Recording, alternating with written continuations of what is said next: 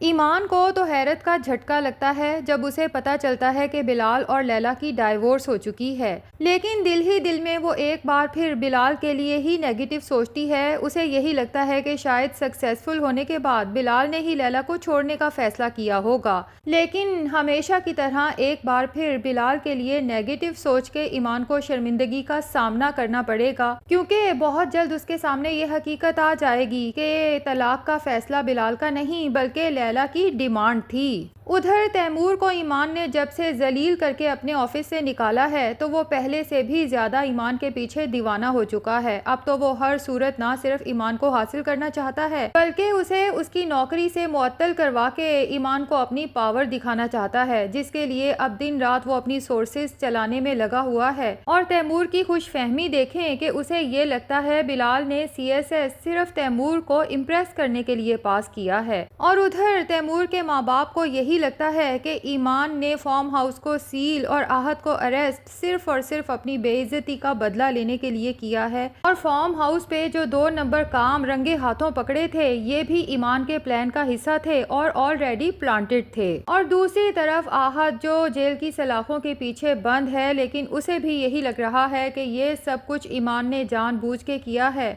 और वो फैसला कर चुका है कि जैसे ही जेल की सलाखों से बाहर आएगा इस ईमान की ज़िंदगी तबाहो बर्बाद कर देगा। अपनी बहन लैला को मशवरा देता है कि इससे पहले कि ये केस कोर्ट तक पहुँचे और ईमान तुम्हारे खिलाफ वो झूठे सबूत कोर्ट में पेश करे, तुम्हें फ़ौरन से पहले मुल्क छोड़ के चले जाना चाहिए। साथ ही अपनी माँ और लैला को सख्ती से मना कर देता है कि दोबारा आप लोग मुझसे मिलने जेल नहीं आएंगे क्योंकि ये अच्छी जगह नहीं है। अब आहत तो ये सब कुछ लैला को बचाने के लिए कर रहा है, लेकिन पता नहीं लैला कौन सी हवाओं में है और किन खुशफहमियों का शिकार है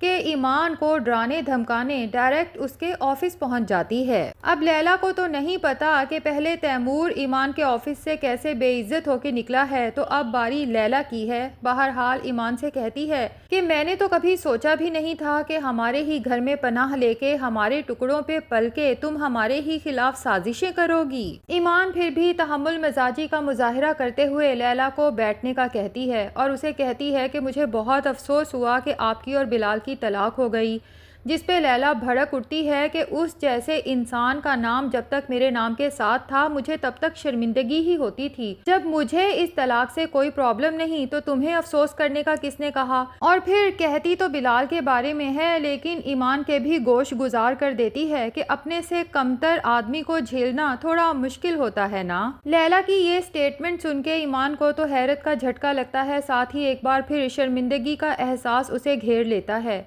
कि वो तो बिलाल के ही खिलाफ सोच रही थी कि शायद असिस्टेंट कमिश्नर बनने के बाद उसने लैला को छोड़ने का फैसला कर लिया, लेकिन यहाँ तो उल्टी गंगा बह रही है। इसलिए लैला से हैरत से पूछती है कि तुमने बिलाल से तलाक का फैसला उसकी कमतरी की वजह से लिया। तो लैला हकारत से बिलाल का जिक्र करते हुए कहती है कि जाहिर है पता नहीं अब कहाँ है और कहाँ की खाक छान रहा होगा। और फिर ईमान से कहती है कि तुम जिस बिलाल का बदला लेने के लिए हमारे खानदान के साथ ये सब कुछ कर रही हो तुम्हें ये बहुत भारी पड़ेगा। ईमान लैला से कहती है कि लैला अगर तुम्हारे फार्म हाउस पे कोई इलीगल एक्टिविटी नहीं हो रही थी तो तुम्हें डरने की या परेशान होने की जरूरत नहीं है। जब केस अदालत में चलेगा तो दूध का दूध और पानी का पानी हो जाएगा। और जहाँ तक तुम्हारा ये ख्याल है कि ये सब कुछ मैंने बिलाल की बेइज्जती का बदला लेने के लिए किया है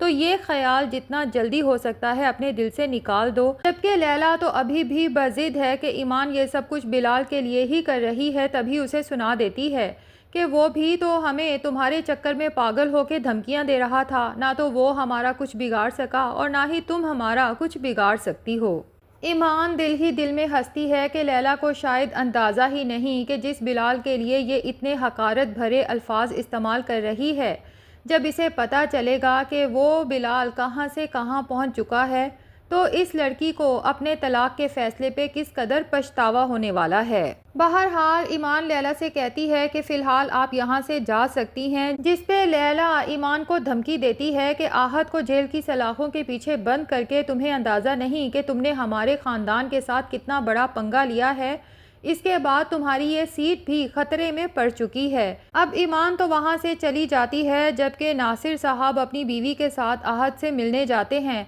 और आहत का गुस्सा तो लगता है इतने दिल जेल में रह के भी ठंडा नहीं हुआ। तभी अपने ताया अब्बू से कहता है कि ताया अब्बू दुआ करें कि मैं यहीं जेल में मर जाऊं, क्योंकि अगर एक दफ़ा मैं यहाँ से रिहा होके बाहर आ गया तो मैं उस ईमान को छोड़ूंगा नहीं। अब ईमान बिलाल के ऑफिस जाती है और उसे बता देती है कि लैला मेरे पास आई थी और किस तरह से धमकियां दे रही थी। इतने में बिलाल का असिस्टेंट आके उसे रिमाइंडर देता है कि सर गाड़ी तैयार है टंडो आदम जाने के लिए। टंडो आदम का नाम सुन के तो ईमान हैरत में मुब्तला हो जाती है और बिलाल से कहती है कि आपका टंडो आदम में ऐसा कौन सा ज़रूरी काम था जो आप वहाँ जा रहे हैं। लेकिन बिलाल ईमान को नहीं बताता और उसे रिमाइंडर देता है कि मैं आपका बॉस और आप मेरी असिस्टेंट हैं, इसलिए मैं कहाँ किस काम से जाता हूँ आप इसके बारे में मुझसे सवाल जवाब नहीं कर सकती। हाँ अलबत्ता आप कब और क्या करती हैं, कहाँ जाती हैं, इसके लिए आपको जाने से पहले और आने के बाद तमाम रिपोर्ट मुझे सबमिट करवाना होगी।